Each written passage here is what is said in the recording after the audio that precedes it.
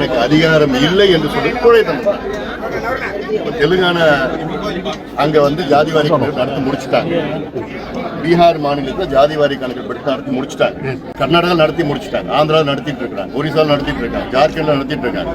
எந்த அடிப்படையில் நடத்துறாங்க அவங்கள? இந்திய சட்டம் ஸ்டாட்டிஸ்டிக்கல் ஆக்ட் 2008 படி அவங்க நடத்திருக்கிறாங்க, சர்வே நடத்திருக்கிறாங்க. ஏன் தமிழ்நாட்டில் நடத்த முடியாது? என்ன அதிகாரம் இல்ல? யாருக்கு அதிகாரம் இல்ல? ஒரு முதலமைச்சருக்கு அதிகாரம் இருக்கு, தமிழ்நாடு அரசுக்கு அதிகாரம் இருக்கு. அந்த அதிகாரம் இருந்தும் எனக்கு இல்லைன்னு சொல்றது என்ன? வேற என்ன? கோழைத்தனம் தான் அது. இல்ல சார், அதுக்கு தான் நீங்க வந்து வழக்குக்கு பயந்துட்டு தான் அந்த மாதிரி பேசுறீங்க அப்படின்னு. இதுக்கு வழக்கு என்ன சம்பந்தம் இருக்கு? மத்திய அரசு இல்ல இதுக்கு வழக்குக்கு என்ன சம்பந்தம் இருக்கு? மத்திய அரசுக்கு இதுக்கு என்ன சம்பந்தம் இருக்கு? இப்ப தெலுங்கானா மத்திய அரசா, பீகார் மத்திய அரசா? அப்ப அந்த மாநிலங்களுக்கு இருக்கிற அதிகாரம் தமிழ்நாடு இல்லையா என்ன? தமிழ்நாடு ஜப்பான்ல இருக்குதா இல்ல சைனாவில் இருக்குதா? தமிழ்நாட்டுல இது இந்தியாவில் தானே இருக்கு. அப்புறம் மத்திய வந்து இல்ல அப்படிங்கிறது இது என்ன வேடிக்கையா இருக்குது. என்ன கேள்வி கேட்டா என்ன பதில் சொல்றது?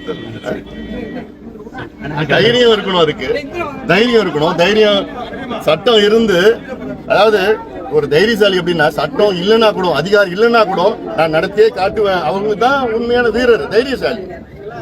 சட்டம் கையில வச்சுக்கிட்டு அதிகாரம் இருந்தோம் என்கிட்ட இல்லைன்னு, அதிகாரம் இல்லைன்னு பொய் சொல்றது அது கோழைத்தனம்.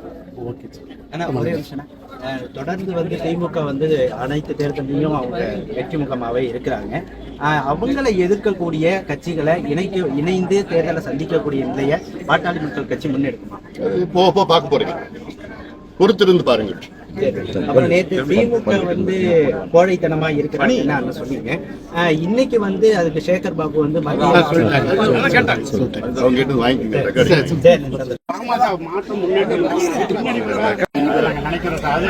பொறுத்திருந்து பாருங்க. தேர்தலுக்கு பொறுத்திருந்து பாருங்க.